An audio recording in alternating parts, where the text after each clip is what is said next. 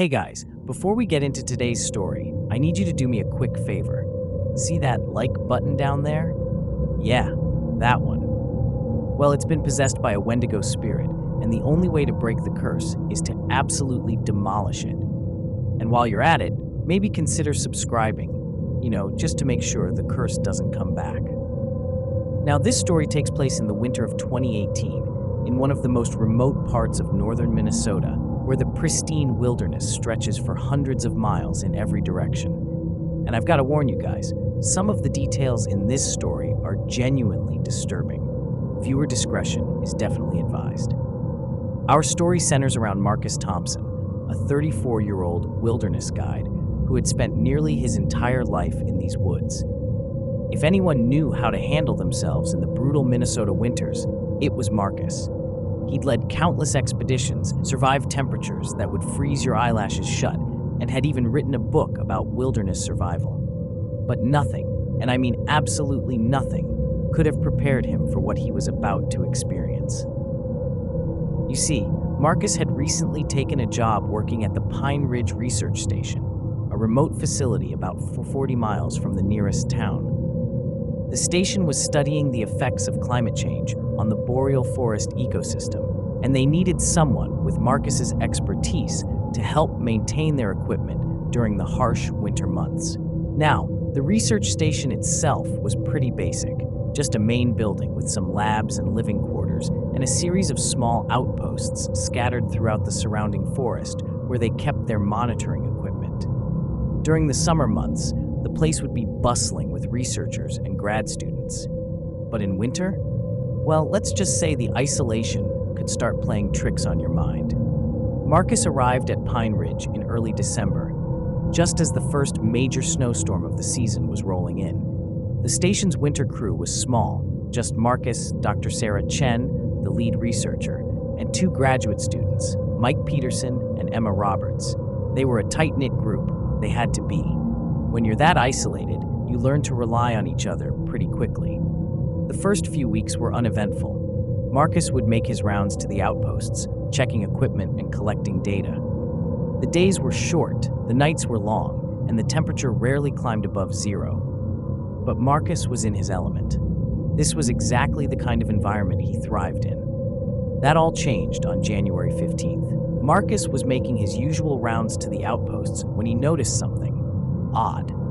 Now, Marcus had spent enough time in the wilderness to know every animal track there was to know. But these were different. They looked almost human, but not quite. The stride was too long, and there was something about the way the tracks sank into the snow that just didn't seem right. And guys, this is where things start to get really strange. As Marcus was examining the tracks, he heard something that made his blood run cold. It was a voice, carried on the wind, calling for help. Now, remember, they were 40 miles from the nearest town. There shouldn't have been anyone else out there. But this voice, it sounded so real, so desperate. Marcus radioed back to the station, asking if anyone else was supposed to be in the area. Dr. Chen confirmed what he already knew. They were the only ones out there. She advised him to head back to the station immediately. The storm that had been forecast was moving in faster than expected, and temperatures were dropping rapidly. But Marcus couldn't shake the feeling that someone was out there, someone who needed help. As an experienced guide, he'd been involved in enough search and rescue operations to know that in these temperatures, every minute counted. So he made a decision that would haunt him for the rest of his life. He decided to investigate. Following the strange tracks, Marcus moved deeper into the forest. The wind was picking up now, driving snow horizontally through the trees. Visibility was getting worse by the minute, but he could still hear that voice, always seeming to come from just ahead, just beyond the next stand of trees.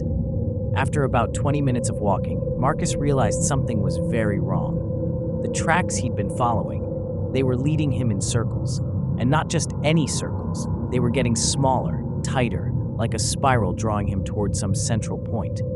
And that's when he noticed something else. The temperature had dropped dramatically. Even through his heavy winter gear, Marcus could feel a bone-deep cold unlike anything he'd experienced before. The radio crackled to life. It was Dr. Chen, her voice urgent. "Marcus, where are you? The weather station just recorded a temperature drop of 30 degrees in less than 5 minutes. This isn't natural. You need to get back here now." But before Marcus could respond, he saw it. Standing between two ancient pine trees, partially obscured by the swirling snow, was a figure. And guys, I need you to understand something. What Marcus saw in that moment defied everything he knew about the natural world. The figure was impossibly tall, at least 9 feet, but so thin it seemed almost two-dimensional. Its skin was pulled tight over its bones, like a corpse that had been left out in the sun. But its eyes were what Marcus would later describe as hungry fires burning in the depths of winter. For a moment that seemed to stretch into eternity, Marcus and the creature stared at each other. Then it smiled, a terrible, lipless grin that revealed rows of jagged, ice-like teeth, and it spoke, not with the voice that had been calling for help, but with a sound like cracking ice and splintering wood. So hungry. Marcus ran. He ran like he had never run before, his survival training kicking in even as his mind struggled to process what he had just seen. But the thing, and guys, this is where it gets really terrifying, the thing was playing with him.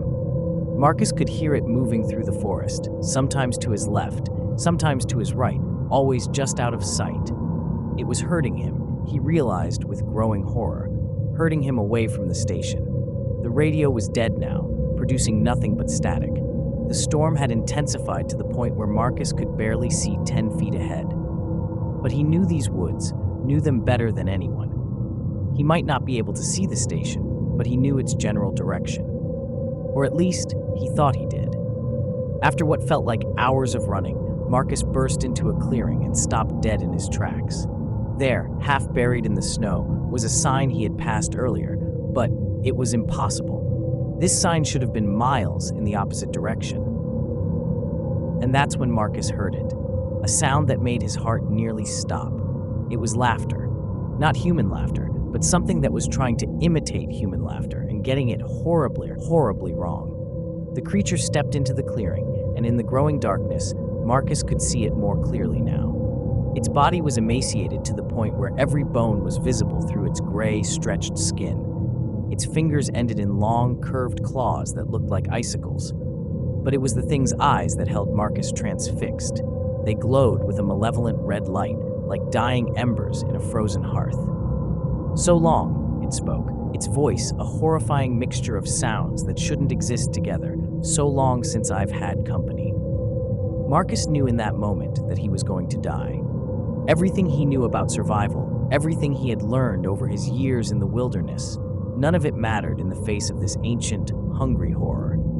But something deep inside him, some primal instinct for survival, wouldn't let him give up. And that's when he remembered something. Something from his conversations with Dr. Chen about local indigenous legends. The Wendigo, she had said, was not just a creature of hunger, but of greed and selfishness. It was the embodiment of what happened when someone put their own desires above the needs of their community. In that moment of clarity, Marcus did something that went against every survival instinct he had. He stopped running. He turned to face the creature. And he spoke. "I know what you are," he said, his voice shaking but determined. "You're not just hungry for flesh. You're hungry for what makes us human. Our fear, our desperation, our willingness to abandon others to save ourselves." The Wendigo paused, its terrible grin faltering slightly. "I'm not going to run anymore," Marcus continued. "I'm not going to let you turn me into what you are. If you're going to take me, you'll have to do it here now, knowing that you didn't break me." For what felt like an eternity, the clearing was silent except for the howling wind. The Wendigo's glowing eyes bored into Marcus, as if trying to peer into his soul. Then slowly, impossibly, it began to retreat. "Not ready," it hissed, its voice like wind through dead branches. "Not hungry enough." And then it was gone, leaving Marcus alone in the clearing as the storm began to die down. It took Marcus another 2 hours to find his way back to the station. When he finally stumbled through the door, half frozen and exhausted, he found the rest of the team frantically organizing a search party. The temperature had returned to normal, and the unnatural storm had dissipated as quickly as it had appeared. Now guys, I know what you're thinking. This sounds like something out of a horror movie, right? But here's the thing. In the months following this incident, 3 other people in the region reported similar experiences. All of them described seeing an impossibly tall, skeletal figure during sudden, localized temperature drops. And all of them reported hearing voices calling for help before their encounters.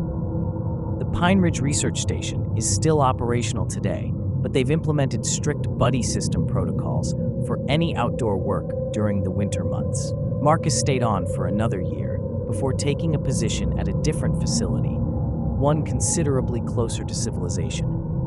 But here's the detail that still haunts me about this story. Remember those tracks Marcus found? The ones that led him in an ever-tightening spiral? Well, when the team went out the next day to document them, they found something disturbing. The tracks didn't just spiral inward, they spiraled outward too, as if something had been pacing in that pattern for hours, days, or maybe even longer, waiting for someone to follow them. And according to local indigenous elders, that's exactly how the Wendigo hunts. It doesn't just chase its prey, it waits, it watches, and it tests them. Because the Wendigo doesn't just want to feed on human flesh, it wants to feed on human nature itself, on those moments when we're forced to choose between our survival and our humanity. That's going to do it for today's story, guys. But before you go, remember what I said about that like button. Trust me, you don't want a Wendigo curse hanging over your head. And if you've ever had your own unexplained encounter in the wilderness, drop it in the comments below. Just maybe don't read them late at night when you're alone. Stay safe out there, and I'll see you in the next video.